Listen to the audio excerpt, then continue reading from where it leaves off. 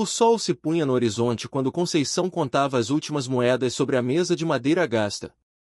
7,35, tudo o que restava depois de pagar o funeral de Tião, seu marido, morto 4 meses atrás num acidente na usina de cana-de-açúcar em Campos Belos, interior de Goiás.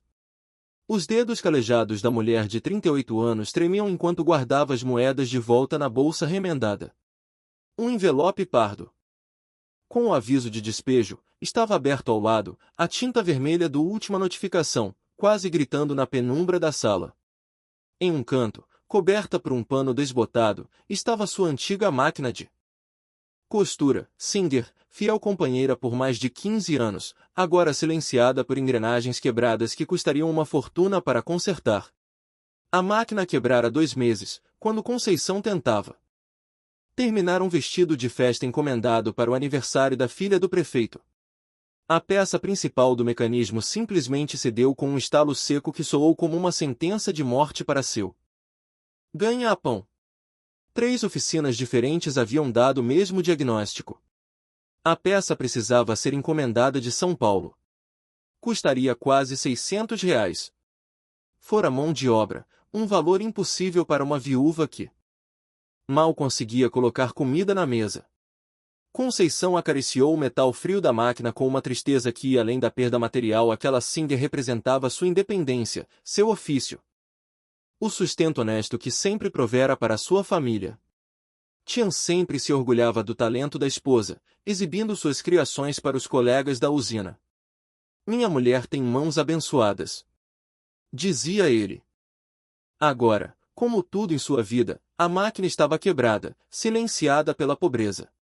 Pedro, de 12 anos, observava a mãe do canto da cozinha, o rosto magro marcado por uma maturidade precoce. Seus olhos escuros, tão parecidos com os do pai, registravam cada suspiro de Conceição, cada olhar preocupado para o envelope de despejo. Mãe, posso tentar consertar a máquina, ofereceu o menino. Não pela primeira vez. Pedro sempre tivera jeito para mexer com engrenagens, herdar a habilidade manual do pai. Não é tão simples, filho? Respondeu ela com um sorriso triste. Precisamos de peças novas, não tem conserto caseiro. Ana, de 8 anos, trançava os cabelos da boneca de pano sentada no chão de cimento queimado. A menina cantarolava baixinho uma canção de ninar, como se tentasse criar uma bolha de normalidade no meio do desespero silencioso que tomava conta da casa. No improvisado berço feito de caixote de feira, o pequeno Gabriel, de apenas 8 meses, dormia um sono inquieto. As bochechas antes rechonchudas, agora definidas pela fome constante. O bebê nascerá pouco antes da morte de Tião, trazendo uma breve alegria à família antes da tragédia. Gabriel era a cara do pai. Os mesmos olhos amendoados, o mesmo queixo marcado. Às vezes, quando o bebê sorria, Conceição precisava virar o rosto para que os filhos não vissem suas lágrimas. Mãe, o Gabriel já tomou o leite? Perguntou Pedro, preocupação adulta na voz infantil. Conceição respirou fundo, escondendo o desespero. Dei a última mamadeira diluída. Amanhã eu vejo como consigo mais. Mentira. Não havia dinheiro para mais leite, nem para o aluguel, nem para remédios, quando o bebê inevitavelmente adoecesse de novo por causa da desnutrição. O médico do posto de saúde já havia alertado sobre os riscos da desnutrição prolongada. Mas o que poderia fazer uma mãe sem recursos? Uma batida forte na porta fez Gabriel acordar sobressaltado, seu choro fraco preenchendo o cômodo. Ana correu para pegar o irmãozinho, ninando, como vira a mãe fazer tantas vezes. Era seu Juvenal, o proprietário da casa, um senhorzinho magro de óculos grossos, que sempre fora gentil com a família, dando prazos extras, até reduzindo o valor do aluguel quando tão morrera. Mas a bondade tinha limites, assim como sua própria situação financeira. Dona Conceição, eu vim ver-se amanhã, seu Juvenal. Ela interrompeu. O orgulho mantendo a voz firme, apesar do desespero. Amanhã eu arrumo o dinheiro. O senhorzinho balançou a cabeça. Não posso mais esperar, dona. 3 meses de aluguel atrasado. A senhora e as crianças precisam sair até amanhã de manhã. Sua voz era apologética, mas firme. Tenho meus próprios problemas, meus remédios, as contas. A senhora entende? Entendo, sim, respondeu Conceição, engolindo nó na garganta. Amanhã estaremos fora. Quando a porta fechou, Conceição sentou-se lentamente na cadeira, o corpo pesado como chumbo. Gabriel chorava mais forte agora e ela o pegou no colo, tentando acalmá-lo com cantigas que nem ela mesma acreditava. Durma, meu anjinho, durma, que a vida vai melhorar. Sua mãe está aqui do lado, nada vai lhe faltar. A ironia da letra não passou despercebida. Como prometeria proteção quando nem teto teriam amanhã? Pedro se aproximou, os olhos já cientes da realidade que os adultos tentam esconder das crianças. Vamos ter que ir para a casa da vovó, não é? A pergunta pesou no ar como chumbo. Dona Zumira, a mãe de Tião, nunca escondeu o desprezo por Conceição, costureirinha sem origem. Chamava-a nas raras visitas. Criticava a maneira como Conceição criava os filhos, como administrava a casa, até o jeito como costurava.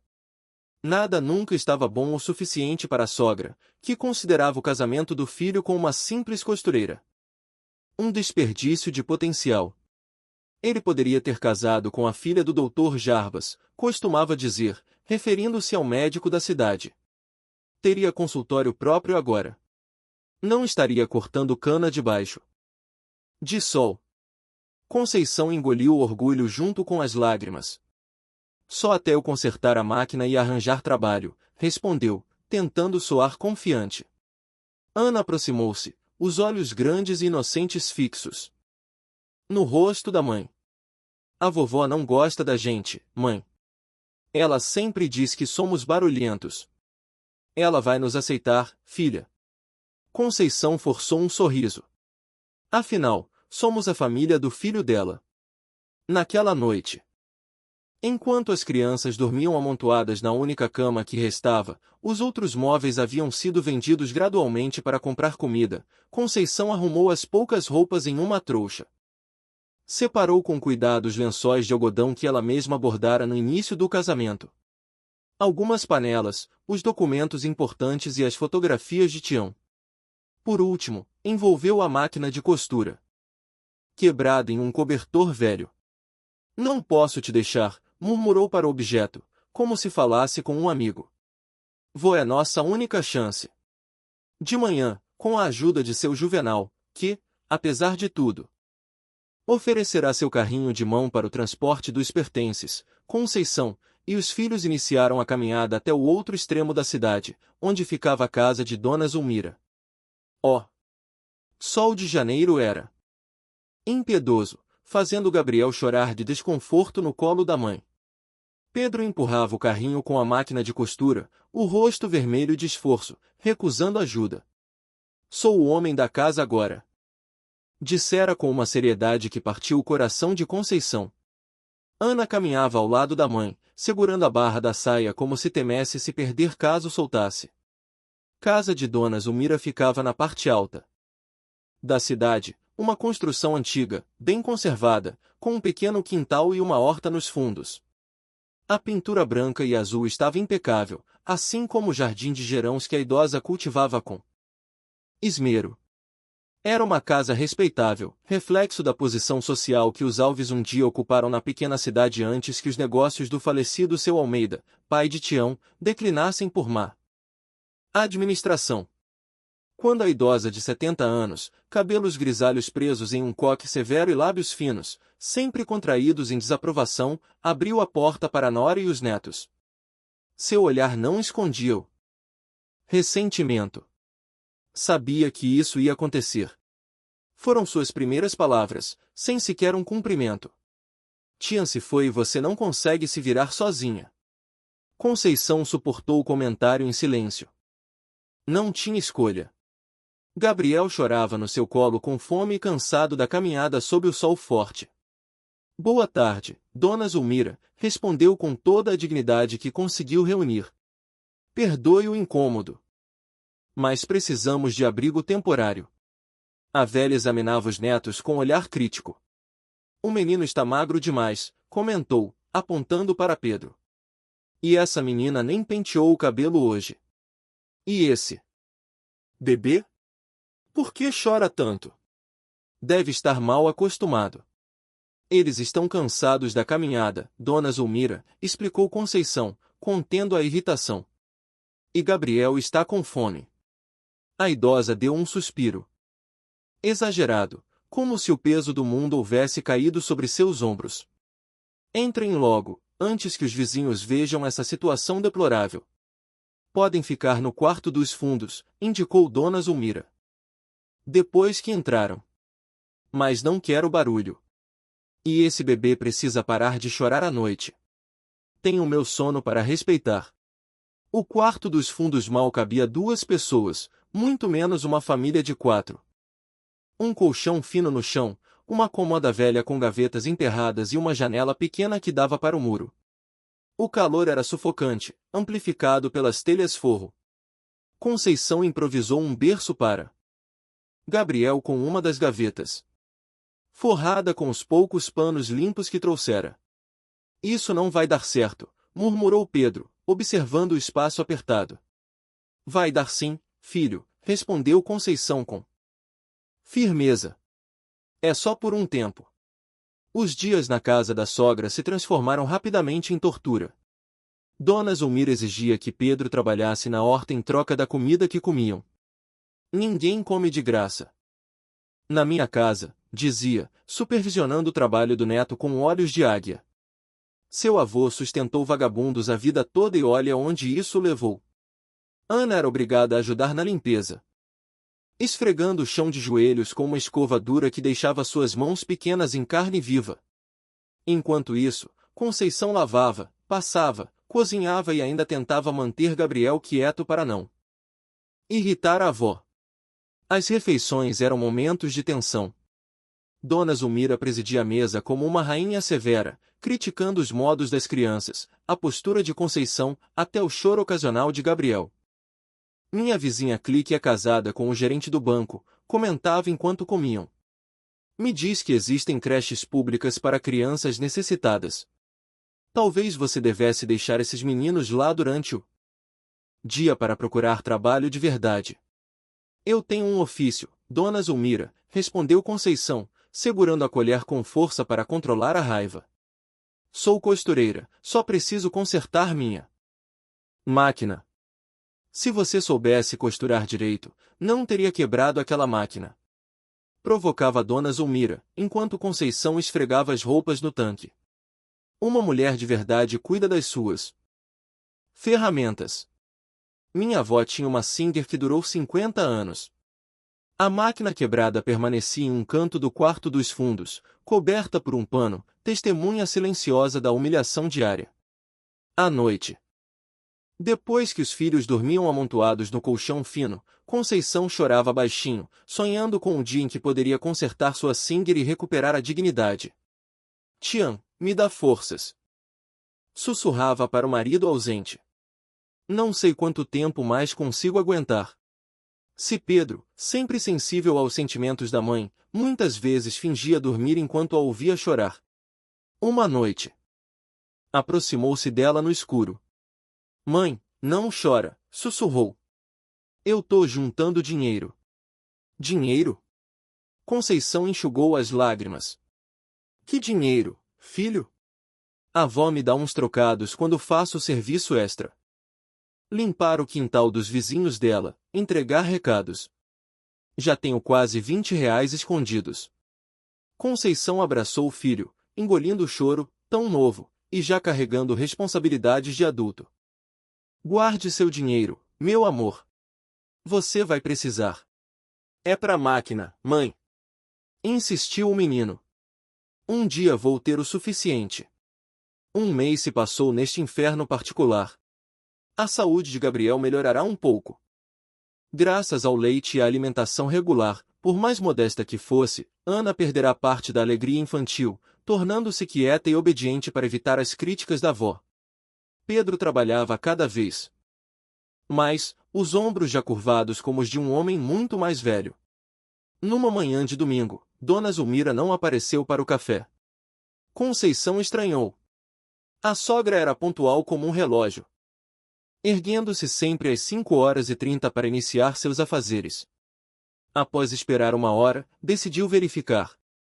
Encontrou a idosa na cama, pálida, respirando com dificuldade, os lábios levemente azulados. Dona Zulmira chamou, preocupada, apesar de tudo. A senhora está bem? Chame o médico, ordenou a idosa com voz fraca. E o padre Pedro foi correndo buscar o doutor Jarbas, que morava a apenas 2 quadras dali. O médico chegou em minutos, ofegante pela corrida que o neto fizera empreender. Após um exame rápido, o diagnóstico foi severo, derrame cerebral e dos grandes. Puxou Conceição para um canto do quarto. Ela não vai passar desta noite. Se há algo que precise ser resolvido, é melhor chamar quem for necessário agora. Conceição assentiu, engolindo a mistura confusa de sentimentos. Pena, preocupação e, vergonhosamente, um leve alívio pelo fim próximo daquele tormento diário. Para a surpresa de todos, Dona Zulmira pediu a presença do tabelião da cidade, seu Osvaldo, e do padre João. Ambos chegaram quase ao mesmo tempo, trazendo consigo a solenidade oficial e espiritual que o momento requeria. Com a respiração ofegante e a fala já comprometida, Dona Zulmira ditou mudanças em seu testamento, enquanto o padre administrava a extrema-unção. Conceição, de pé junto à porta, ouvia perplexa, enquanto a sogra lhe deixava uma propriedade rural em Alto Paraíso de Goiás. A fazenda Recanto, murmurou o tabelião surpreso. Tem certeza, Dona Zulmira? A senhora sempre disse que nunca passaria aquela propriedade adiante. A idosa assentiu com dificuldade. Tenho. Escreva que deixo para minha nora Conceição Silva Alves e seus filhos. Só eles. Quando o tabelião e o padre saíram, Dona Zulmira fez sinal para que Conceição se aproximasse. A nora hesitou. Seria alguma armadilha final, alguma humilhação derradeira? Venha, insistiu a idosa com uma voz já quase inaudível. Conceição aproximou-se da cama, inclinando-se para ouvir as últimas palavras da sogra. Estou lhe dando o que ninguém quis, sussurrou com dificuldade. Para você aprender a se virar sozinha. Um sorriso estranho, quase cruel, brincou em seus lábios antes que fechasse os olhos. Para sempre. O enterro foi realizado no dia seguinte, no pequeno cemitério municipal. Foi rápido e pouco concorrido. Dona Zulmira não cultivara amizades, apenas conhecidos respeitosos. Os parentes que apareceram, primos distantes e alguns sobrinhos, olhavam para Conceição com uma mistura de desprezo e curiosidade. Então é você que ficou com aquele fim de mundo? Comentou um primo afastado de Tião, um homem de meia idade, com roupas caras, mas desgastadas. Ninguém quis aquilo nem de graça. Terra amaldiçoada, sem valor nenhum, amaldiçoada. Conceição franziu o senho. Por quê? O homem deu de ombros. Histórias antigas dizem que há coisas enterradas lá que deveriam permanecer enterradas. Sorriu com desdém, mas são só conversas de gente ignorante. A verdade é que é uma terra sem água, sem estrada decente no meio do nada. Não serve nem para criar gado. Outros parentes fizeram comentários semelhantes. Foi o último golpe da velha, disse uma prima. Te deixaram um abacaxi daqueles para carregar. Outro acrescentou, se você for esperta, vende para os Mendonça. Eles sempre quiseram aquela área. Só Deus sabe porquê.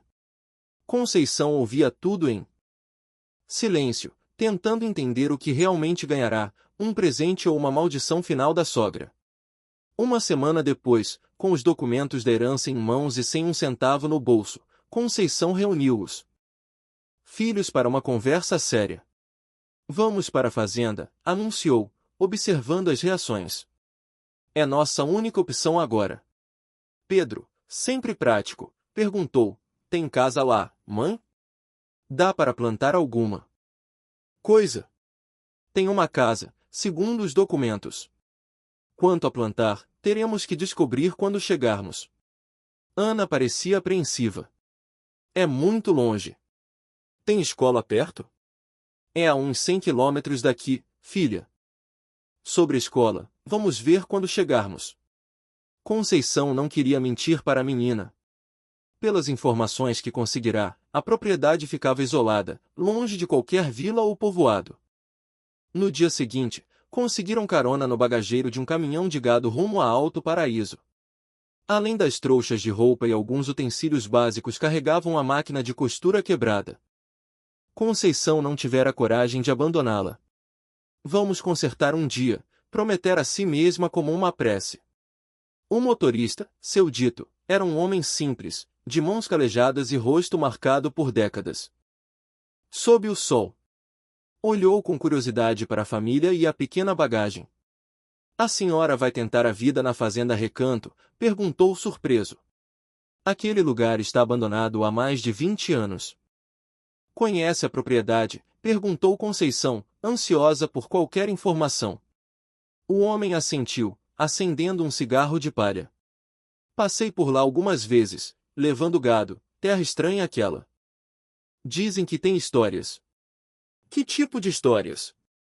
Seu dito deu de ombros? Coisa antiga, do tempo dos garimpos e dos escravos. Lançou um olhar para as crianças e baixou a voz, gente morta, sem batismo.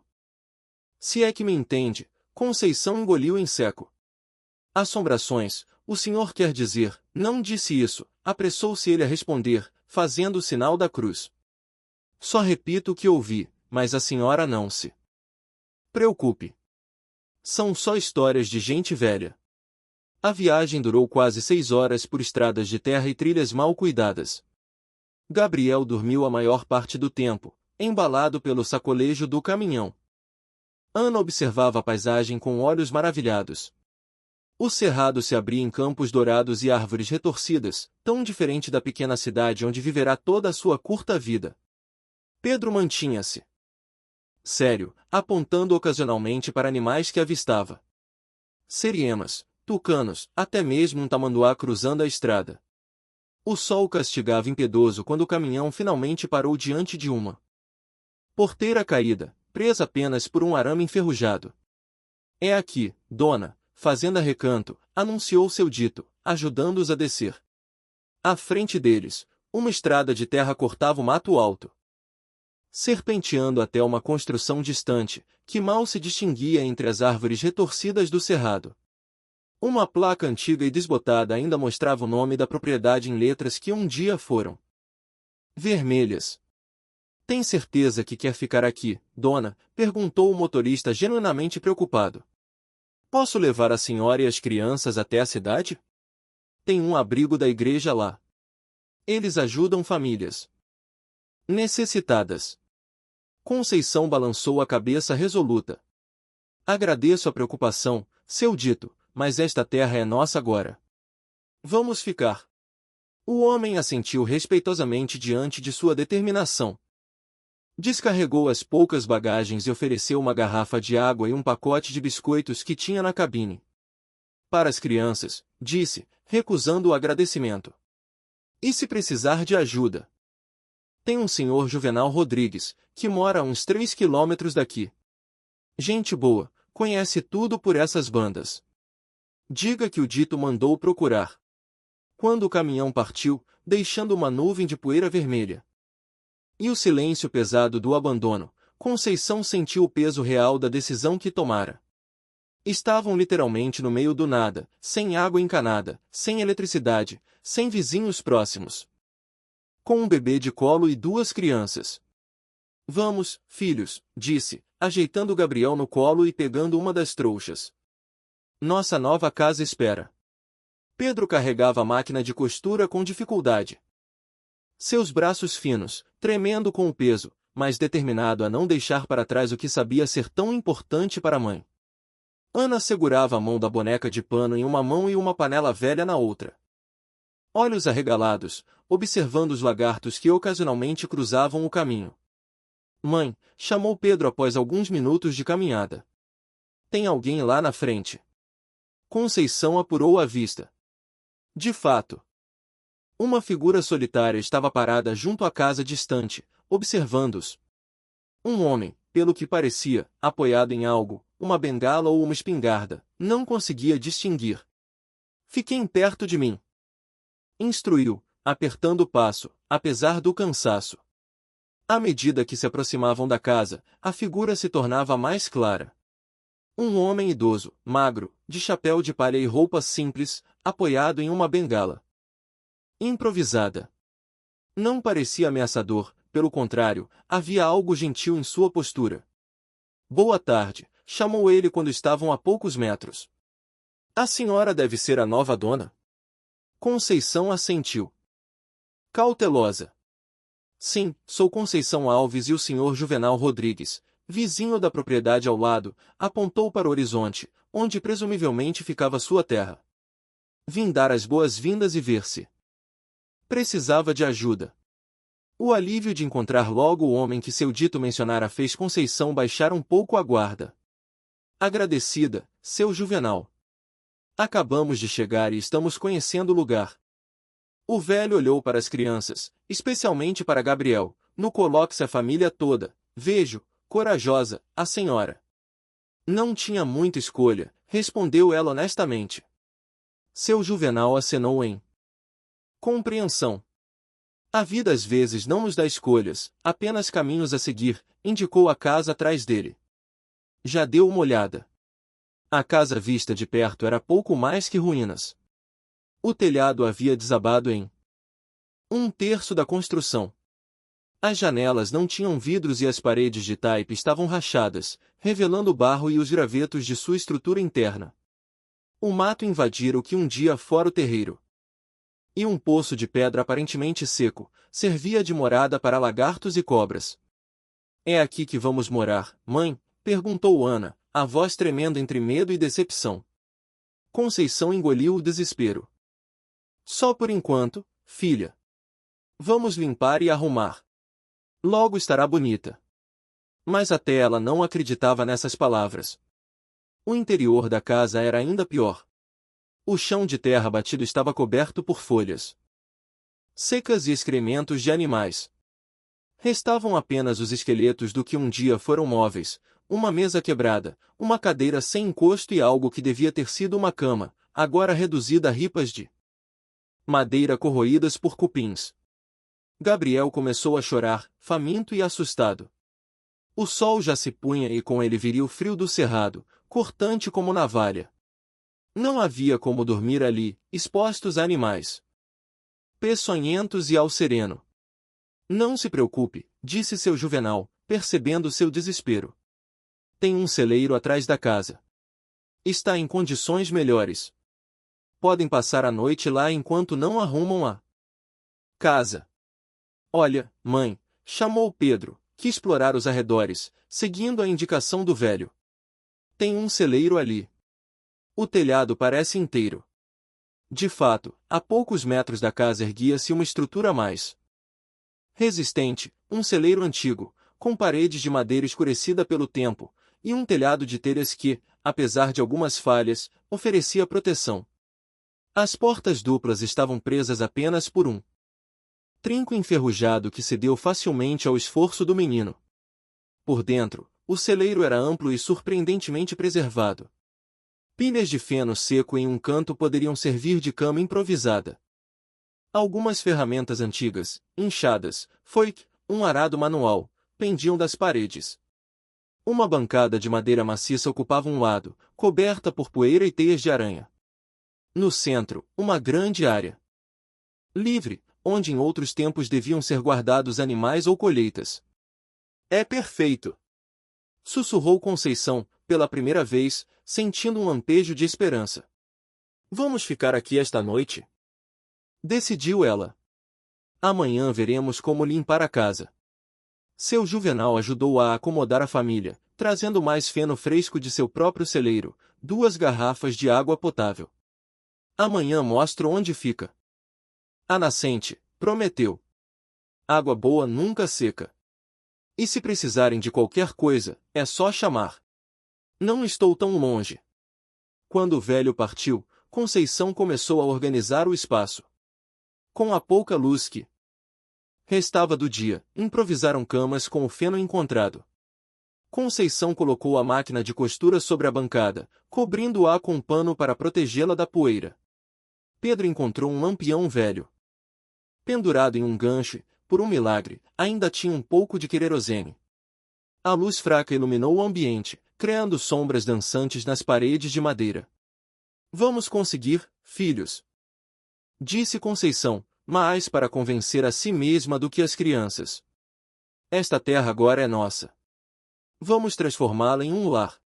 Ana e Pedro adormeceram rapidamente, exaustos da viagem. Gabriel, depois de mamar o último resto de leite diluído em água que Conceição trouxera numa garrafa, também pegou no sono, aninhado contra o peito da mãe. Só ela permanecia acordada, olhando para o teto do celeiro, lágrimas silenciosas escorrendo pelo rosto. As palavras finais da sogra ecoavam em sua mente. Para você aprender a se virar sozinha, tinha sido uma maldição ou um desafio? Um último ato de crueldade ou talvez uma chance inesperada de recomeço. O que vou fazer agora, Tião? Murmurou para o marido ausente. Como vou alimentar nossos filhos aqui no fim do mundo? O silêncio do cerrado era diferente do silêncio da cidade. Era profundo, vivo, cheio de pequenos sons, o canto distante de uma coruja, o farfalhar de folhas ao vento, o ocasional movimento de algum animal noturno do lado de fora. A escuridão também era diferente, mais densa, mais completa, apenas ligeiramente atenuada pela luz das estrelas que se infiltrava pelas frestas do telhado. O barulho repentino interrompeu seus pensamentos. Um estalo vindo do assoalho perto da bancada. Pedro, que não dormia tão profundamente quanto parecia, levantou a cabeça. Ouviu isso, mãe? Sussurrou. Deve ser algum bicho. Respondeu ela, tentando esconder o medo. Volte a dormir, mas o menino já estava de pé, curioso. Pegou o lampião e caminhou lentamente até o local de onde viera o som. Agachou-se, examinando as tábuas do alho. Algo chamou sua atenção, uma tábua ligeiramente solta, diferente das outras. E você aguentaria dormir nesse celeiro abandonado com seus filhos sem ter o que comer amanhã? Comente e não esqueça de se inscrever no canal. Estamos para descobrir o tesouro escondido nessas tábuas. Mãe, vem ver. Chamou baixinho para não acordar os irmãos. Tem alguma coisa estranha aqui. Conceição colocou Gabriel com cuidado sobre o feno e foi até onde o filho estava. Pedro apontou para a fresta entre as tábuas, de onde vinha um brilho sutil, quase imperceptível, refletindo a luz amarelada do lampião. O que é isso? Perguntou ela, agachando-se ao lado do filho. Com cuidado, Pedro pressionou a borda da tábua que se moveu, revelando que não estava pregada como as outras. Com um pouco de esforço, conseguiu levantá-la, expondo um pequeno espaço entre o assoalho e o chão de terra. Tem um baú aqui embaixo, exclamou o menino, enfiando o braço no buraco. Cuidado, filho. Pode ter cobra, alertou Conceição, segurando o lampião mais baixo para iluminar melhor. Mas Pedro já puxava o objeto, um baú de madeira escura, não muito grande, com ferragens de metal oxidado nas bordas e um fecho desgastado, mas não trancado. O coração de Conceição acelerou. O que a sogra teria escondido ali? Por que deixará aquela propriedade especificamente para ela, quando todos os outros parentes a haviam recusado? O baú estava pesado para seu tamanho e coberto por uma camada grossa de poeira que indicava décadas sem ser tocado. As iniciais, G.A., provavelmente Geraldo Alves. O avô de Tião, estavam entalhadas na tampa. Com mãos trêmulas, mãe e filho abriram o baú. Dentro, protegidos por um pano de seda desgastado pelo tempo, havia maços de papéis amarelados. Alguns com desenhos que pareciam mapas, outros com listas de nomes e números. Havia também um diário encadernado em couro, com as páginas amareladas e frágeis pelo tempo. No fundo, escondido sob os documentos, um pequeno saco de couro fechado com cordão. Pedro abriu o saco enquanto Conceição examinava os papéis. O grito abafado do menino a fez voltar-se rapidamente. Mãe, olha! Sussurrou entornando o conteúdo do saco em sua mão. À luz do lampião, pequenas pedras brutas cintilaram como estrelas caídas. Mesmo sem lapidação, não havia dúvida do que eram diamantes. Meu Deus! Murmurou Conceição, a respiração presa na garganta. De onde veio isso? Suas mãos tremiam enquanto segurava uma das pedras. Maior que um grão de milho, translúcida mesmo na forma bruta. Com aquele brilho inconfundível que parecia capturar a luz do lampião e devolvê-la multiplicada. Um dos papéis que segurava parecia responder sua pergunta era um mapa detalhado da região, marcando rotas de escoamento de pedras preciosas. Em uma das margens, uma anotação desbotada pelo tempo. Rota segura para contrabando. Ciclo dos Diamantes, 1789. Isso é um tesouro de verdade, mãe? Perguntou Pedro, os olhos arregalados, refletindo o brilho das pedras. Somos ricos agora? Conceição sentiu um calafrio. Riqueza repentina nunca vinha sem consequências. Não sei, filho. Precisamos entender o que encontramos antes de decidir qualquer coisa. Um choro de Gabriel quebrou o momento de descoberta. O bebê acordara com fome, a realidade cruel se impondo sobre o brilho momentâneo de esperança. Conceição guardou rapidamente as pedras e os papéis de volta no baú. Não conte, disse, segurando o filho pelos ombros e olhando firmemente em seus olhos. Nem mesmo para Ana. Precisamos entender o que encontramos antes. O menino assentiu a expressão subitamente séria. É por isso que ninguém queria essa terra por causa desse tesouro? Talvez, respondeu Conceição, surpreendida pela perspicácia do filho. Ou talvez eles não soubessem. Mas alguém deve suspeitar para ter tanto interesse em comprar uma propriedade aparentemente sem valor. Enquanto minava Gabriel, tentando acalmá-lo sem o leite que não tinha para oferecer, Conceição olhava para o baú agora escondido sob sua trouxa de roupas. O último ato da sogra não fora de crueldade afinal? Ou seria mais uma armadilha, jogando-a no centro de um segredo perigoso demais para uma viúva com 3 filhos para criar? Em sua mente formavam-se mais perguntas do que respostas. Por que Dona Zulmira nunca mencionara essa propriedade? Por que a mantivera abandonada por tantos anos? E por no leito de morte decidirá deixá-la justamente para a nora, que sempre desprezara? O que quer que fosse, algo lhe dizia que aquela noite marcava apenas o começo de uma jornada mais difícil e perigosa do que jamais imaginara. Uma jornada que poderia trazer a salvação ou a destruição completa de sua família. A primeira luz da manhã filtrava-se pelas fraiceleiro, quando Conceição acordou sobressaltada. Tinha sonhado com Dona Zulmira, que lhe mostrava um cemitério antigo, enquanto repetia: aprenda a se virar sozinha. Aprenda a se virar sozinha. Seu primeiro instinto foi verificar se o baú ainda estava ali escondido sob. Com alívio, constatou que sim. Gabriel choramingava de fome. O rostinho vermelho e as lágrimas traçando caminhos na poeira que se acumulara em sua pele durante a noite. Mãe, estou com fome, murmurou Ana, esfregando os olhos inchados de sono. Pedro já estava acordado, sentado no feno, olhando pensativamente para o local onde haviam encontrado o tesouro. Vamos procurar água primeiro, disse Conceição, tentando manter a calma. Depois vemos o que podemos comer. O poço perto da casa estava realmente seco, como temiam. Mas Pedro, explorando os arredores, encontrou uma nascente pequena, quase escondida entre pedras.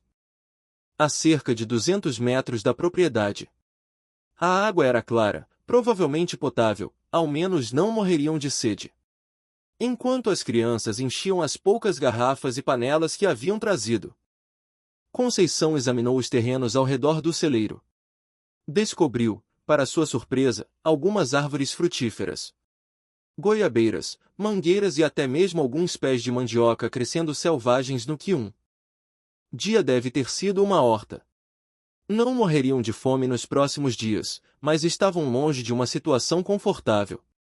O que é aquilo, mãe? Perguntou Ana, apontando para uma área plana a cerca de 500 metros do celeiro, um campo aberto, sem árvores, onde crescia apenas capim rasteiro. Conceição observou o local com atenção. Havia algo estranho na sua formação regular demais, para ser natural.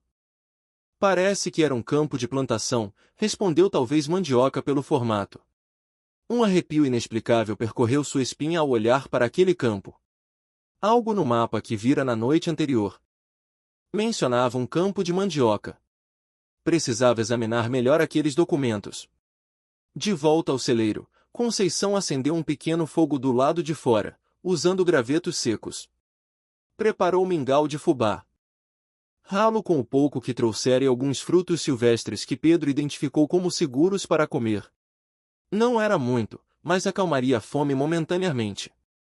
Enquanto as crianças comiam, ela finalmente teve chance de examinar melhor os documentos encontrados na noite anterior.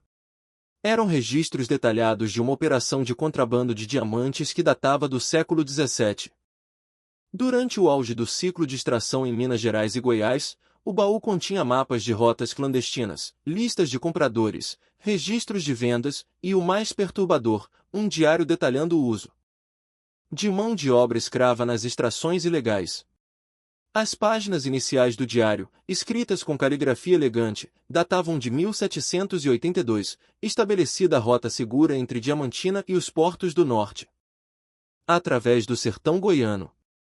A fazenda Recanto servirá como ponto de descanso e transbordo, longe dos olhos da coroa. Os escravos carregadores devem ser substituídos a cada etapa para evitar fugas. Aqueles que adoecerem ou tentarem fugir serão tratados com o rigor necessário. Uma anotação em particular chamou sua atenção. Propriedade Recanto, ponto seguro para transbordo. Diamantes brutos. Chegam pelo túnel leste, saem pela rota norte após separação. Pagamento em ouro deixado no cofre da parede sul, os sadas a serem enterradas no campo de mandioca, sem marcações. Os sadas? Conceição sentiu um calafrio. Diário explicava, escravos eram usados para extração e transporte clandestino, e quando morriam pelo caminho de exaustão, doenças ou maus tratos, eram enterrados secretamente nas propriedades que serviam de pontos de apoio ao contrabando.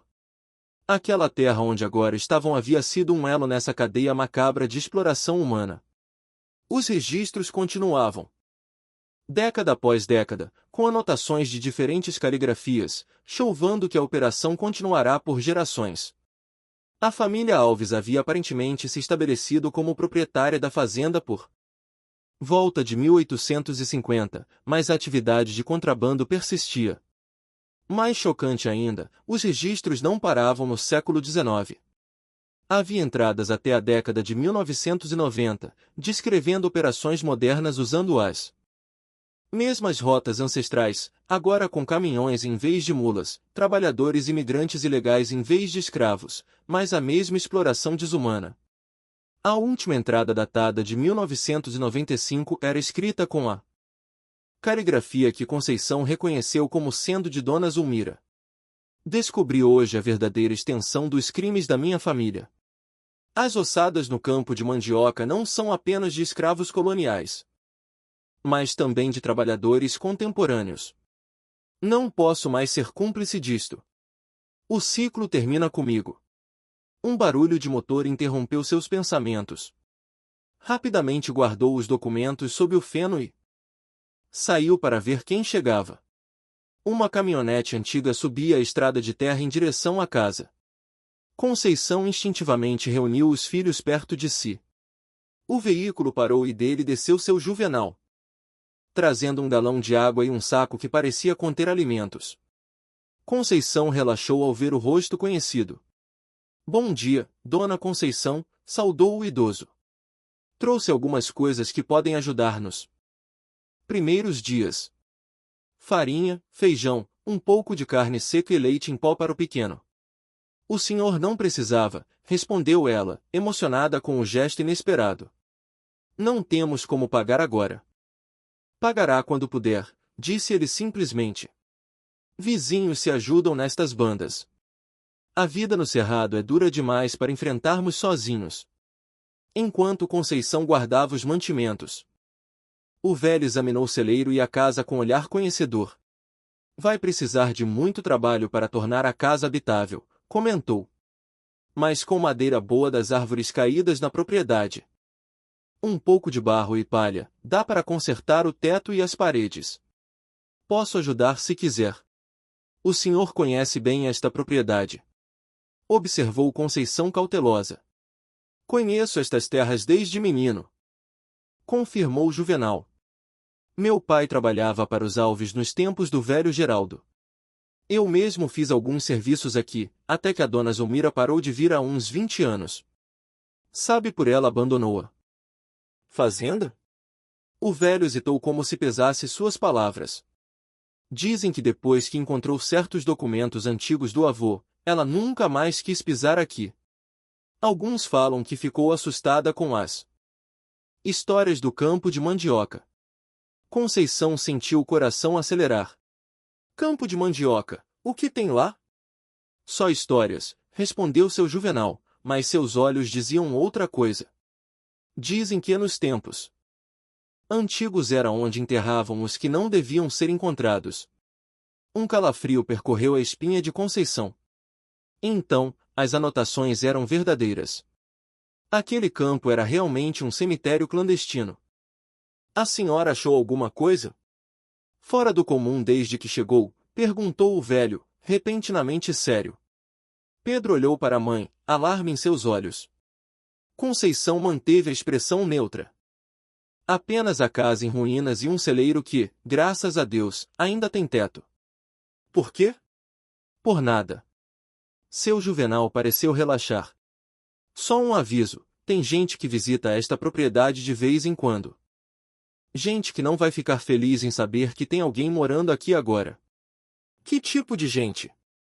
Insistiu Conceição. Gente de gravata da cidade. Dizem que é da mineradora, mas nunca vi mineradora trabalhar aqui. O velho recolocou o chapéu. Se eu fosse a senhora, ficaria de olho aberto. Antes que Conceição pudesse fazer mais perguntas, o som de outro motor se aproximando chamou a atenção de todos. Seu Juvenal pareceu alarmado. É melhor eu ir, disse, apressando-se para sua caminhonete. Lembre-se, olho aberto e boca fechada. Enquanto o velho partia por um caminho lateral. Uma caminhonete moderna de vidros escuros subia a estrada principal. O veículo era caro demais para aquela região, com pintura reluzente que contrastava com a poeira vermelha da estrada. O veículo estacionou próximo à casa e dois homens desceram. Usavam camisas sociais, calças bem passadas e sapatos polidos, totalmente deslocados naquele ambiente rural. Um deles, mais velho, tinha cabelos grisalhos e usava óculos de armação fina. O outro era mais jovem, provavelmente na casa dos 30, com uma cicatriz discreta no lado direito do rosto. Bom dia, saudou o mais velho com um sorriso que não chegava aos olhos. A senhora deve ser Conceição Alves. Somos da mineradora Novo Horizonte. Gostaríamos de conversar sobre esta propriedade. Como sabem meu nome? Perguntou Conceição, instantaneamente desconfiada. Fomos informados pelo cartório de que a senhora herdou esta propriedade, respondeu ele suavemente. Sou Carlos Mendonça, diretor da Novo Horizonte. E este é Ricardo Viana, nosso geólogo-chefe Mendonça. O sobrenome fez Conceição lembrar-se imediatamente dos registros encontrados no baú. Havia muitas menções à família Mendonça como parceira nos negócios de contrabando ao longo dos séculos. Não estou interessado em vender, respondeu Conceição automaticamente, apertando Gabriel contra o peito.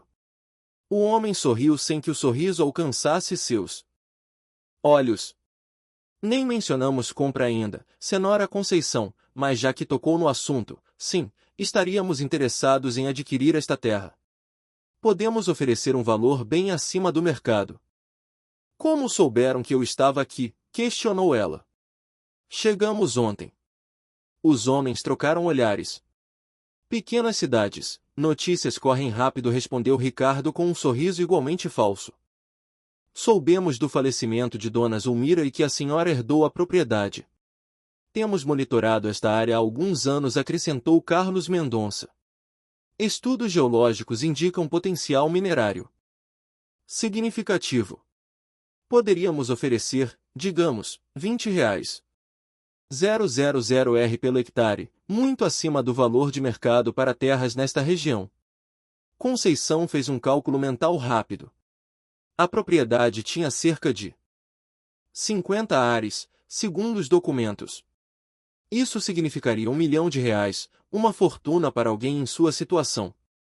Com esse dinheiro, poderia comprar uma casa confortável na cidade, consertar a máquina de costura, garantir educação para os filhos, talvez até abrir uma pequena loja de roupas sob medida. Por um momento, a tentação foi avassaladora, mas então lembrou-se dos documentos, dos diamantes, do campo de mandioca com suas ossadas secretas. Havia mais nesta história do que estes homens queriam revelar. Não quero vender, repetiu com firmeza. Esta terra é tudo o que temos agora.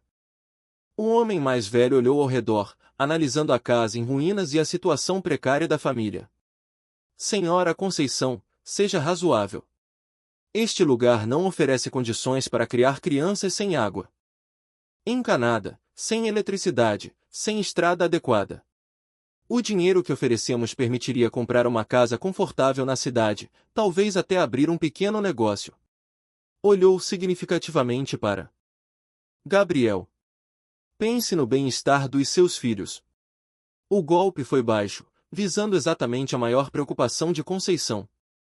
Por um momento, ela quase fraquejou, mas então lembrou-se dos documentos, dos diamantes, do aviso de seu Juvenal. Havia mais naquela história do que estes homens queriam revelar. Agradeço a preocupação, respondeu com firmeza. Mas acabamos de chegar e pretendemos ficar. Se algum dia mudar de ideia, procurarei a mineradora. Os sorrisos desapareceram dos rostos dos homens.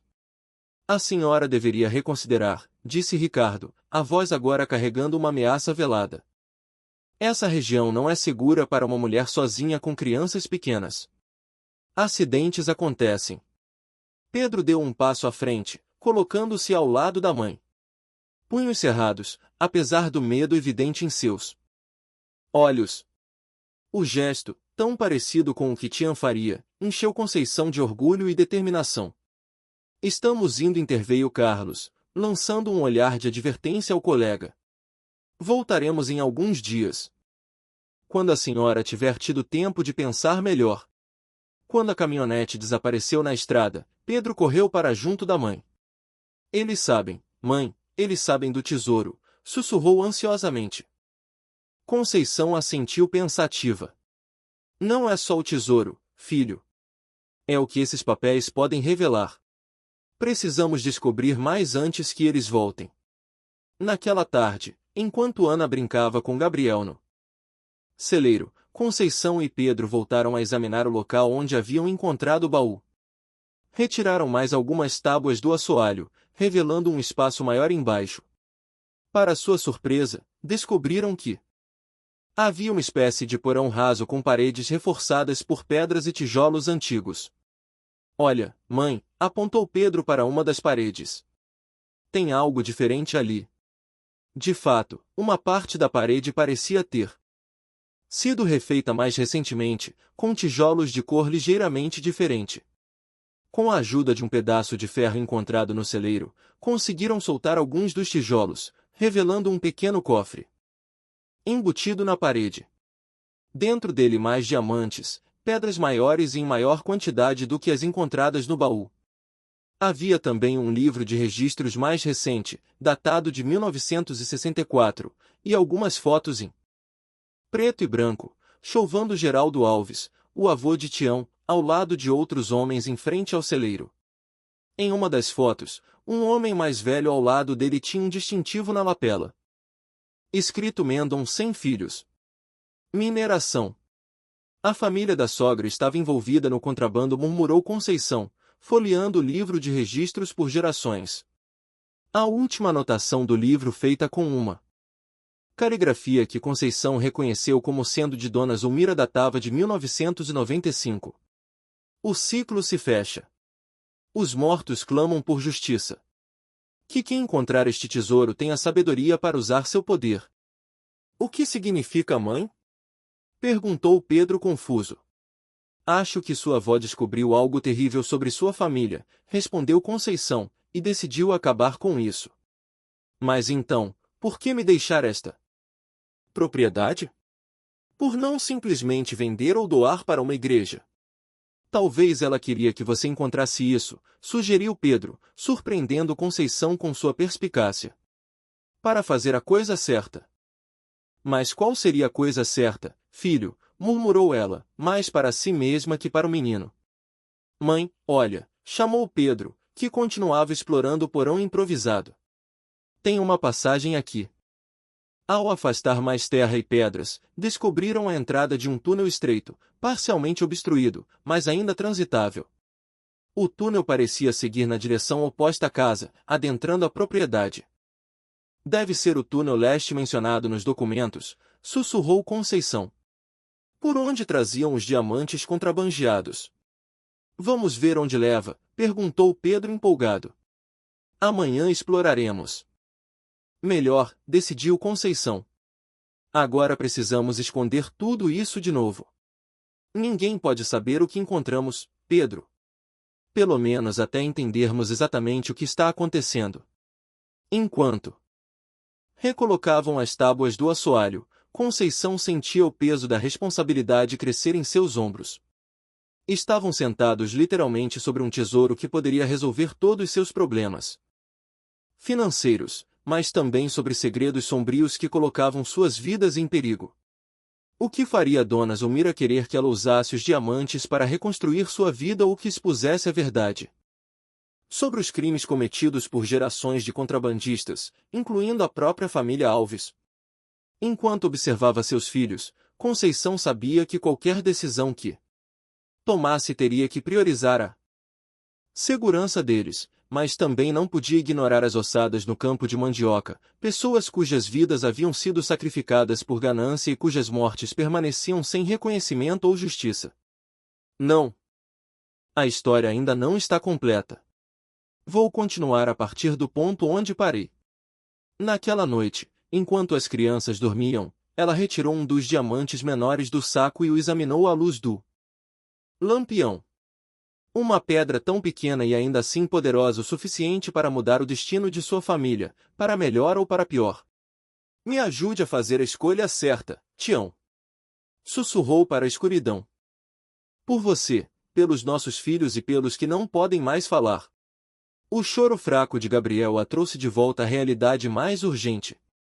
Seu filho estava com fome e o leite em pó que seu Juvenal trouxera não duraria mais que alguns dias.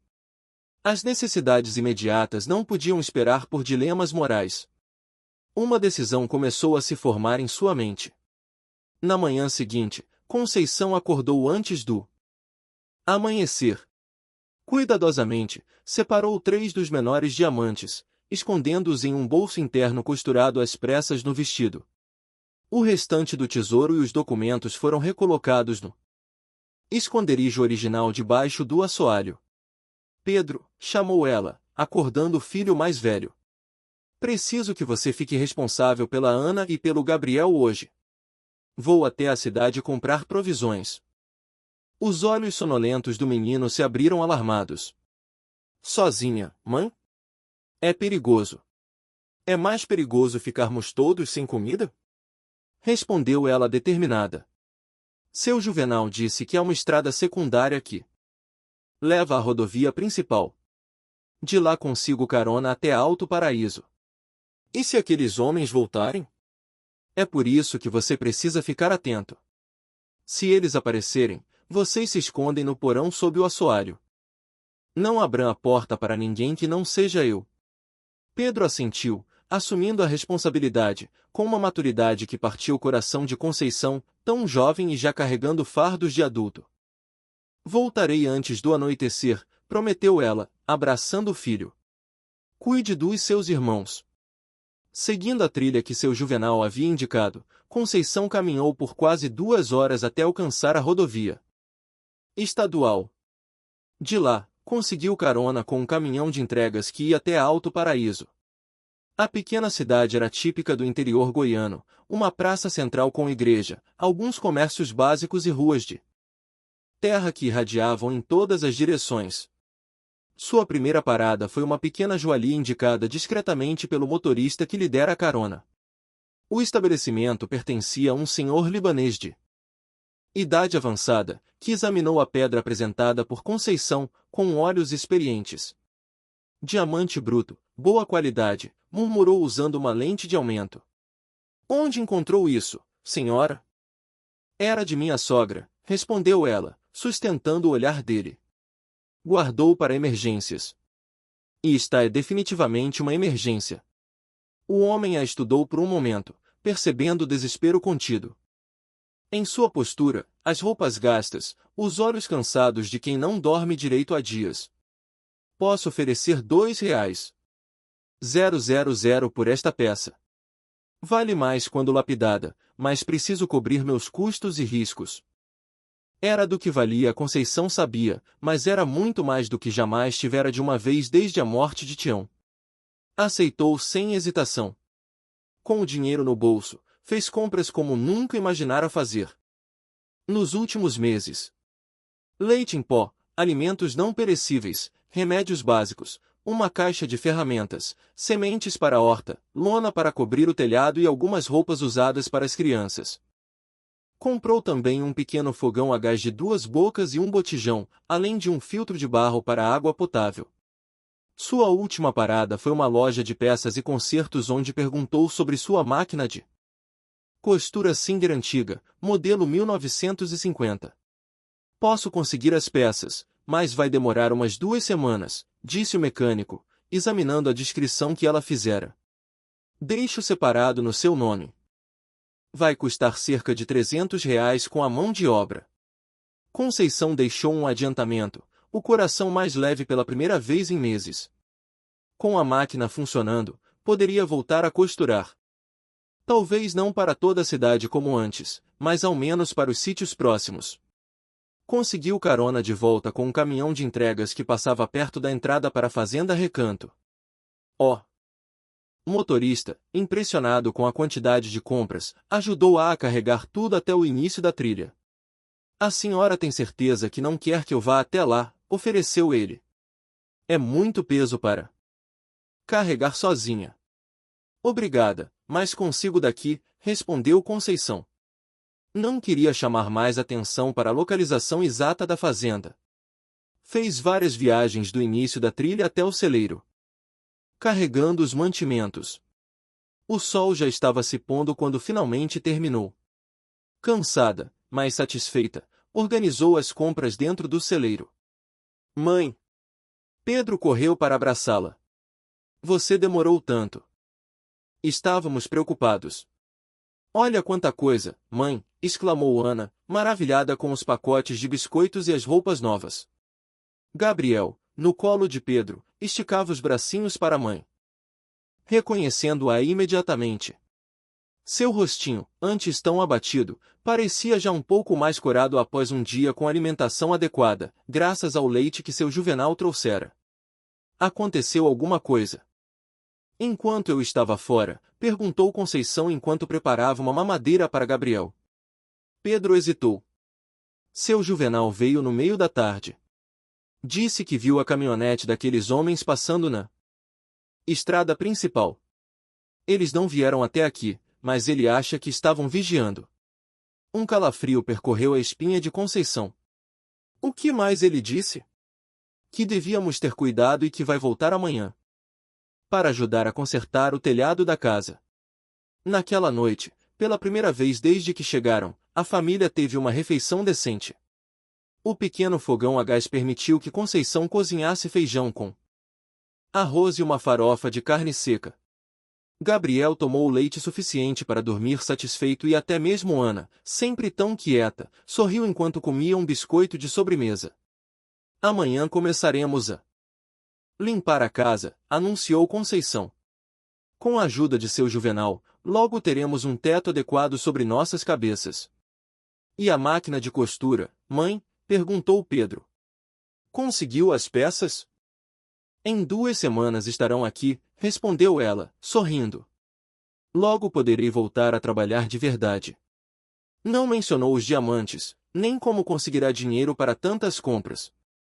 Pedro a olhou com curiosidade, mas não fez perguntas na frente de Ana. O menino estava começando a entender que certos assuntos eram melhor discutidos longe dos ouvidos da irmã menor. Mais tarde, quando as crianças dormiam, Conceição voltou a examinar os documentos encontrados no baú. A história que emergia era perturbadora. Durante séculos, aquela propriedade servirá como ponto estratégico para uma rede de contrabando de diamantes extraídos ilegalmente. Escravos eram forçados a trabalhar em condições desumanas e muitos morriam no processo. Os corpos eram enterrados clandestinamente para não deixar vestígios. Os diamantes seguiam rotas específicas, uma delas passando pela propriedade Recanto. Com o fim da escravidão, o sistema continuou usando trabalhadores em situação análoga à escravidão, pessoas vulneráveis, sem documentos, imigrantes ilegais. A família Alves, ancestrais de Dona Zulmira, participará ativamente deste esquema por gerações, acumulando riqueza e influência. Mas as anotações mais recentes sugeriam que Dona Zulmira, por alguma razão, havia rompido com a tradição familiar, havia decidido expor o esquema. Era isso que significava os mortos clamam por justiça? E por que deixar a propriedade justamente para Conceição, a nora que sempre desprezara? Seria uma última crueldade, jogando-a em perigo? Ou uma forma de redenção, confiando a ela a missão de revelar a verdade? O diário de Dona Zulmira oferecia algumas pistas. Entradas dos anos 90 mostravam uma mulher perturbada por descobertas recentes. 5 de maio de 1994. Encontrei hoje os registros maiores que me imaginei. Não eram apenas escravos no século XIX, mas trabalhadores até recentemente. Pessoas que sumiram sem deixar rastro, enterradas como animais no campo de mandioca. E meu próprio pai sabia disso, participou disso. Como posso carregar este sangue? 23 de setembro de 1994, os Mendonça continuam a operação. Tentaram me convencer a manter a parceria, dizendo que é apenas tradição familiar. Recusei. Ameaçaram-me. Disse que tenho cópias de todos os documentos em lugar seguro. Mentira, mas os manteve afastados por enquanto. 10 de janeiro de 1995. O câncer avança. Não tenho muito tempo. O que fazer com esta terra manchada de sangue? Vender seria transferir o problema. Revelar tudo seria colocar a família, inclusive Tião e os netos, em perigo. Preciso encontrar uma solução. A última entrada, datada de 15 de junho de 1995, era curta. Tião casou-se com aquela costureira, uma mulher simples, mas forte. Talvez um dia ela seja a resposta que procuro. Por enquanto selarei tudo. Que Deus me perdoe. Conceição fechou o diário, tentando processar as implicações. Teria Dona Zulmira planejado, mesmo naquela época, deixar-lhe a fazenda? Ou foi uma decisão de último momento, quando já estava à beira da morte, 20 anos depois? O som de um motor aproximando-se quebrou seus pensamentos. Conceição apagou rapidamente o lampião e correu para a janela do celeiro. No escuro viu luzes de faróis que se moviam lentamente pela estrada, parando a cerca de 200 metros da propriedade. Seu coração gelou quando reconheceu a silhueta da caminhonete. Era o mesmo veículo dos homens da mineradora. Não chegaram até o celeiro, apenas ficaram parados à distância, como se vigiassem. Após alguns minutos, o veículo fez a volta e partiu. Conceição passou o resto da noite inquieta, abraçada aos filhos adormecidos. A mensagem era clara. Os Mendonça não haviam desistido da propriedade e agora ela precisava decidir não apenas o que fazer com o tesouro encontrado, mas como proteger sua família da ameaça que crescia a cada dia. Na manhã seguinte, como prometido, seu Juvenal apareceu cedo, trazendo mais ferramentas e 2 rapazes da região para ajudar no trabalho pesado. Em poucas horas haviam limpado boa parte do entulho da casa e começado a reparar o telhado. A caminhonete deles passou aqui ontem à noite, comentou Conceição, quando conseguiu um momento a sós com o velho. Juvenal assentiu sem surpresa. Vão continuar vigiando por um tempo, testando sua determinação.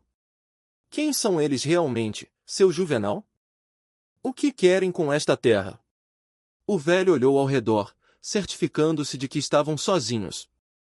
Os Mendonça são uma das famílias mais antigas e poderosas da região.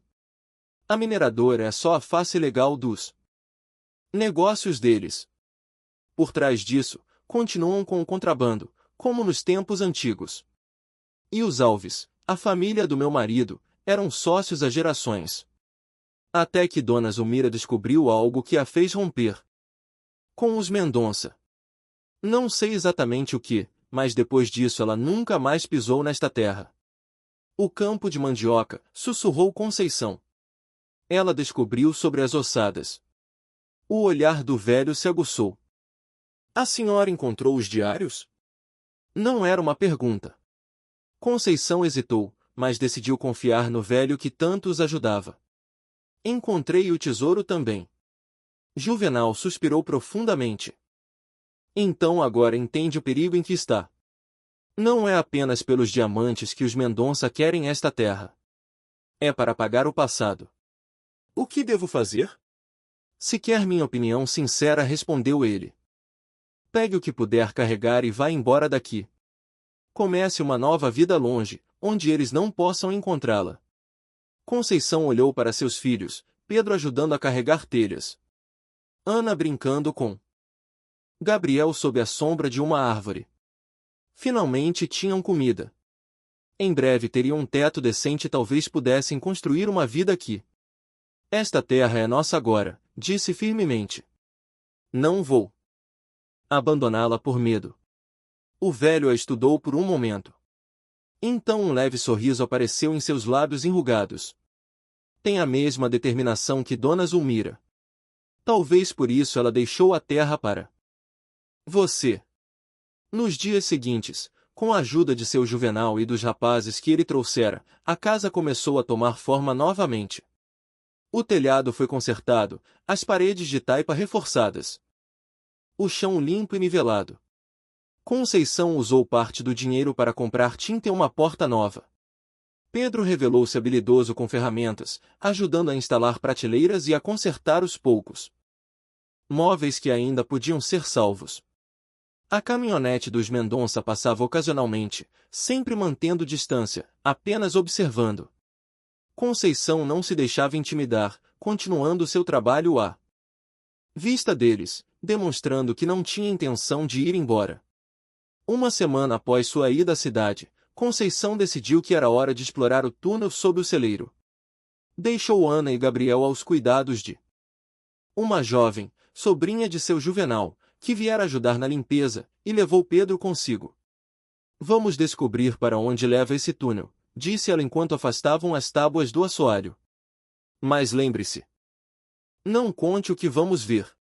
O menino assentiu empolgado com a aventura secreta. Conceição desceu primeiro, ajudando o filho a seguir. Com o lampião iluminando o caminho, entraram no túnel estreito, que seguia para além do porão. O caminho era difícil, baixo demais para um adulto andar ereto, úmido, com raízes pendendo do teto de terra. Após cerca de 20 metros, o túnel se alargava, formando uma pequena câmara. Olha, mãe, exclamou Pedro, apontando para as paredes. Ferramentas de mineração antigas, picaretas, pás, peneiras, estavam penduradas em suportes de madeira, cobertas por décadas de poeira. Em uma mesa improvisada havia equipamentos mais recentes, uma balança de precisão, lupas e até mesmo uma pequena máquina para lapidar pedras. Este era um ponto de triagem, explicou Conceição, lembrando-se das descrições dos diários. Aqui eles separavam os diamantes por tamanho e qualidade. Em um canto, pilhas de caixas de madeira apodrecidas pelo tempo coam ainda mais registros, recibos, notas de venda, correspondências. Uma caixa em particular marcada com o símbolo dos Mendonça continha fotos mais recentes dos anos 80, mostrando homens trabalhando em condições precárias em um garimpo clandestino. Mãe, tem mais diamantes aqui, chamou Pedro, que abrirá uma caixa de metal escondida sob a mesa. Conceição se aproximou. Dentro da caixa, ordenados em compartimentos forrados de veludo, havia dezenas de diamantes já lapidados, muito mais valiosos que os brutos encontrados anteriormente. Isso deve valer uma fortuna, sussurrou Pedro, os olhos arregalados refletindo o brilho das pedras. E custou vidas, filho, respondeu Conceição sombriamente. Cada uma dessas pedras representa alguém que sofreu. O túnel continuava além da câmara. Seguiram em frente, agora com o caminho descendo levemente. Após mais alguns minutos de caminhada desconfortável, chegaram a outra saída, uma abertura cuidadosamente disfarçada entre rochas que dava para uma pequena clareira cercada por árvores do cerrado. Estamos longe do celeiro, observou Pedro, olhando ao redor. Deve ser por aqui que traziam os diamantes contrabandeados. O levavam para outro lugar, completou Conceição, apontando para uma trilha quase apagada pelo tempo que seguia na direção oposta à fazenda, longe dos olhos da lei. Ao retornarem pelo túnel, Conceição decidiu levar consigo apenas os documentos mais recentes e algumas das fotos encontradas na câmara. Os diamantes lapidados, por mais tentadores que fossem, permaneceram onde estavam. Ainda não estava pronta para decidir o que fazer com eles. De volta ao celeiro, enquanto guardava os novos documentos junto aos outros, Conceição percebeu que tinha nas mãos não apenas um tesouro, mas a prova de crimes que se estendiam por séculos e continuavam até os dias atuais. Crimes que implicavam não apenas as famílias Alves e Mendonça, mas provavelmente autoridades, políticos e empresários da região. O som de um motor, aproximando-se, a trouxe de volta à realidade. Rapidamente escondeu os documentos e saiu para ver quem chegava. Era a caminhonete dos Mendonça, mas desta vez, em vez de apenas observar a distância, o veículo vinha direto para casa. Carlos e Ricardo desceram, acompanhados por um terceiro homem, mais jovem, corpulento, com um volume suspeito sob o paletó que sugeria uma arma. Senhora Conceição, saudou Carlos sem o sorriso falso das visitas anteriores. Vejo que está se instalando. Impressionante o quanto conseguiu melhorar este lugar em apenas alguns dias. O tom, aparentemente elogioso, carregava uma pergunta implícita. De onde vier o dinheiro para tantas melhorias? Trabalhamos duro, respondeu ela simplesmente. E tivemos ajuda de bons vizinhos. Viemos fazer uma última oferta, disse Carlos, olhando ao redor, como se avaliasse cada detalhe da propriedade. 30.000 por hectare é nosso limite, R$1 milhão. Uma fortuna inimaginável para uma costureira viúva com 3 filhos. O suficiente para garantir não apenas conforto, mas prosperidade para sua família por anos. Por que tanto interesse nesta terra específica? Perguntou Conceição, decidida a fazê-los revelar mais. Carlos sorriu friamente. Estudos geológicos. Como já mencionei, esta área tem potencial para a mineração de pequenas pedras preciosas. Pequenas pedras preciosas, repetiu Conceição, como diamantes. O sorriso do homem vacilou por um instante, entre outros minerais. Sim. E o campo de mandioca também tem esses minerais. A menção ao campo fez os 3 homens trocarem olhares rápidos. O terceiro homem, até então silencioso, deu um passo à frente, a mão se movendo instintivamente para dentro do paletó. A senhora parece saber mais sobre esta propriedade do que deveria, disse Carlos abandonando o tom cordial. Alguém andou falando demais.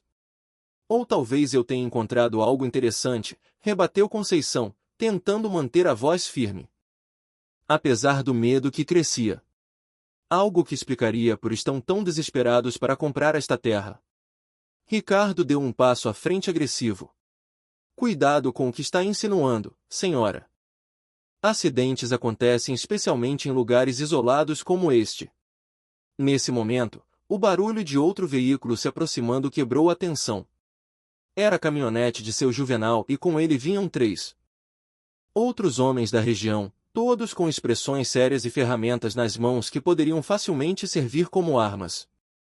Algum problema aqui, Dona Conceição? Perguntou o velho parando ao lado dela. Carlos recuou, avaliando rapidamente a situação. Nenhum problema, apenas negócios. Que bom, respondeu Juvenal. Por que viemos ajudar a terminar o telhado da casa? A senhora tem muitos amigos por aqui agora, sabia. A ameaça implícita era clara.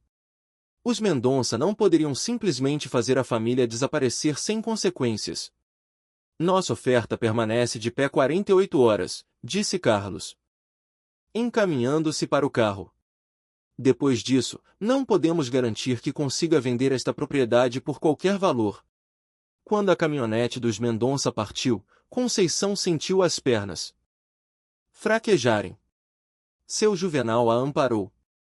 A senhora está brincando com fogo, murmurou ele. Provocá-los assim é perigoso. Eles já sabem que encontrei algo, respondeu Conceição. Fingir ignorância não vai me proteger mais. O velho assentiu pensativo. Tem razão. Agora precisamos de um plano melhor que apenas resistência passiva. Naquela noite, após as crianças dormirem, Conceição reuniu-se com seu Juvenal na varanda recém-construída da casa. Estava na hora de decisões difíceis. Encontrei mais documentos hoje no túnel, contou ela, chovando as fotos e registros mais recentes. Prova de que o contrabando e a exploração continuavam até recentemente e envolvem não só os Mendonça, mas autoridades locais, políticos. Suspeitava disso, murmurou o velho. Muita gente poderosa tem interesse em manter esse passado enterrado. O que devo fazer, seu Juvenal? Pegar o dinheiro e ir embora? Ou lutar por justiça para as pessoas que morreram aqui? O velho ficou em silêncio por um longo momento, observando as estrelas que salpicavam o céu do cerrado. Meu pai trabalhou nestas terras a vida toda, disse. Finalmente. Conheci os segredos, mas nunca teve poder para fazer nada. Um dia, ele me mostrou o campo de mandioca e disse, filho, debaixo deste chão estão pessoas que ninguém lembrou. Um dia alguém precisará dar paz a elas. Olhou para Conceição com uma intensidade que revelava décadas de espera. Talvez a senhora seja essa pessoa, mas a decisão precisa ser sua, considerando seus filhos primeiro. Conceição respirou fundo, deixando o peso daquela responsabilidade assentar em seus ombros.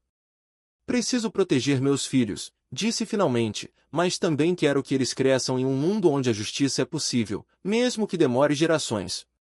Seu Juvenal assentiu. Um leve sorriso nos lábios enrugados. Então vamos fazer isso direito. Nos 2 dias seguintes, elaboraram um plano.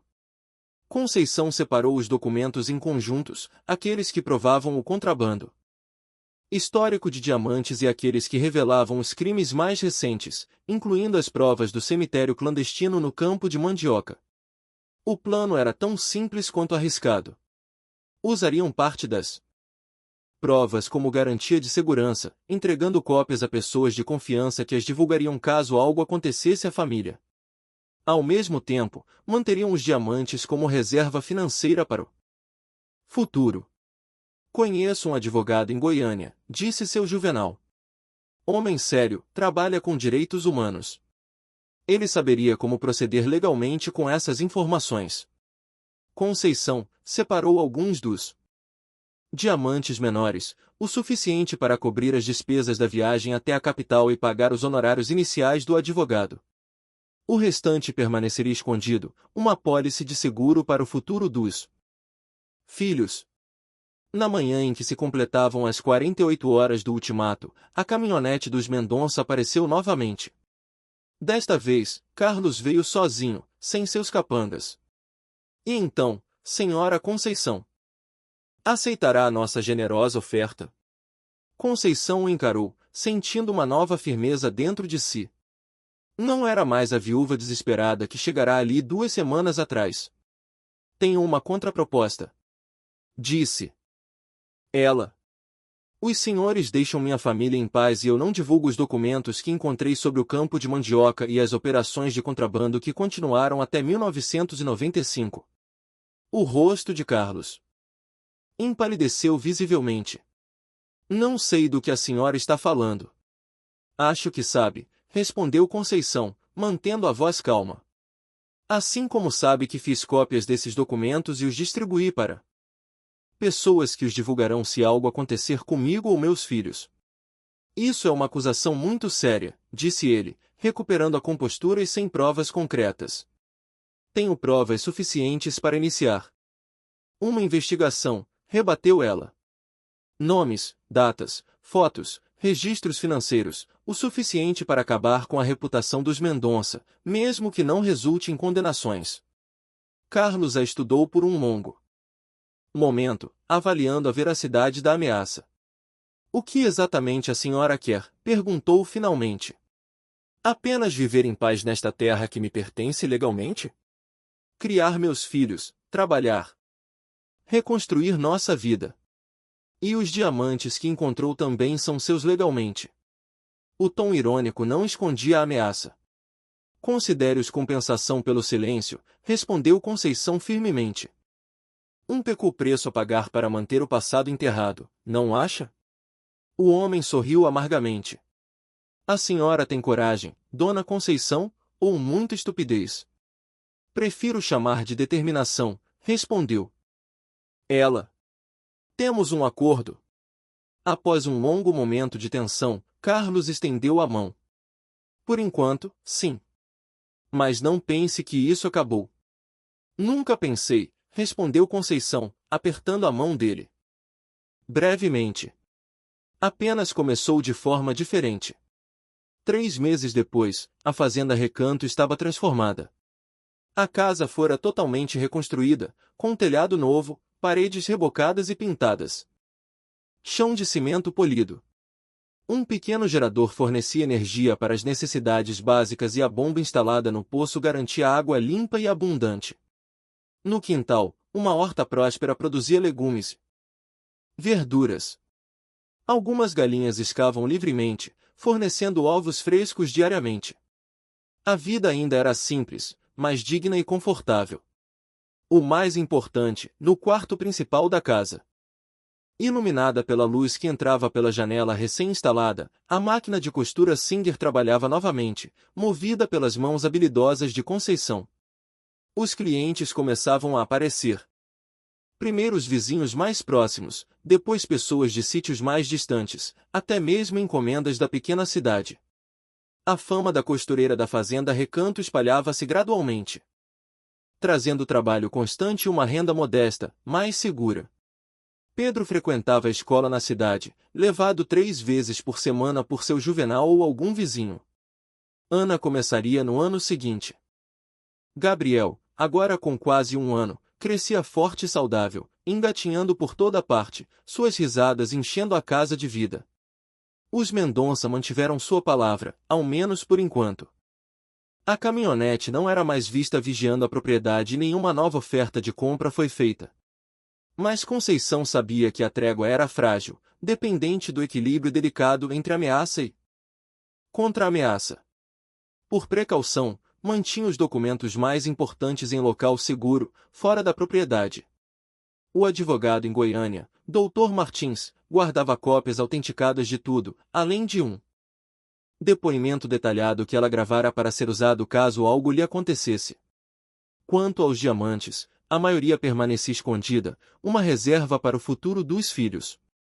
Alguns foram vendidos discretamente, sempre em cidades diferentes, para financiar melhorias na propriedade e garantir uma vida confortável para a família.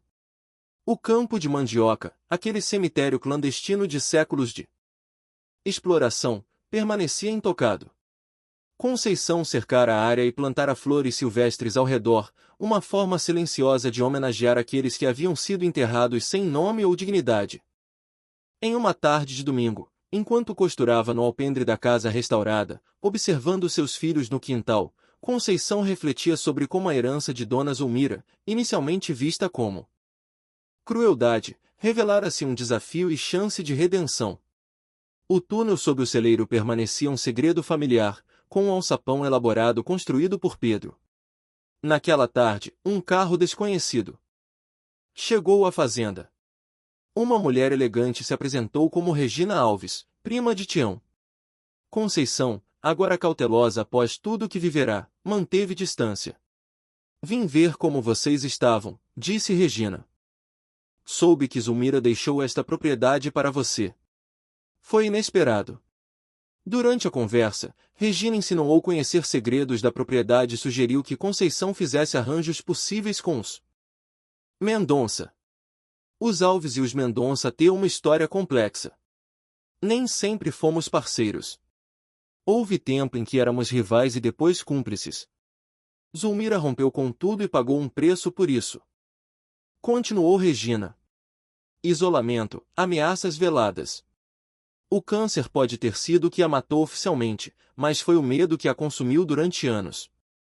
Conceição recusou os arranjos sugeridos e Regina partiu, deixando seu cartão. Mais tarde, seu Juvenal explicou que Zulmira cortou relações com Regina quando descobriu negociações diretas dela com os Mendonça. Na semana seguinte, Dr. Martins trouxe notícias importantes. A Comissão de Direitos Humanos estava investigando trabalho análogo à escravidão e tinha interesse nos documentos que Conceição fornecera. Podemos ter apoio federal para uma investigação oficial sobre o contrabando e o cemitério clandestino, explicou ele. Conceição enfrentou um dilema: manter o equilíbrio frágil atual ou arriscar tudo pela justiça. Após uma noite de reflexão no celeiro, olhando fotos de escravos maltratados, tomou sua decisão. Na manhã seguinte, Conceição concordou com a investigação, mas impôs condições: proteção para os filhos, tratamento digno para as ossadas do campo, preservação da reputação de Tião e Dona Zulmira e garantia de permanência na terra. Não posso construir um futuro para meus filhos sobre um cemitério de injustiças, declarou firmemente. A investigação começou discretamente. Quando Carlos Mendonça confrontou Conceição, ela respondeu que reputações construídas sobre ossos não mereciam ser preservadas. Agentes federais nas proximidades impediram qualquer ameaça física. O caso ganhou notoriedade nacional. Os Mendonça foram presos, Regina fugiu do país e outras famílias poderosas foram implicadas. A família foi temporariamente realocada para uma casa segura em Brasília. 6 meses depois, retornaram à fazenda. O campo de mandioca tornará-se um memorial oficial às vítimas, enquanto a casa e o celeiro permaneciam como o lar da família. Os diamantes reservados discretamente garantiriam educação para os filhos e uma velhice digna. 1 ano após a investigação, sentada na varanda observando os filhos, Conceição conversava com seu Juvenal sobre a paz finalmente concedida aos mortos. E a senhora encontrou sua paz? Encontrei algo melhor. Encontrei um propósito, respondeu, olhando para a sua máquina de costura restaurada. Costurar não é apenas juntar pedaços de tecido, é transformá-los em algo novo e belo. Foi isso que fizemos aqui. Transformamos uma história terrível em algo que pode ajudar a curar antigas feridas. A herança da sogra cruel revelara-se o maior presente, não apenas um teto ou um tesouro, mas a oportunidade de fazer a diferença, de trazer justiça onde havia silêncio, de transformar exploração em redenção, algo que valia mais que todos os diamantes do mundo. No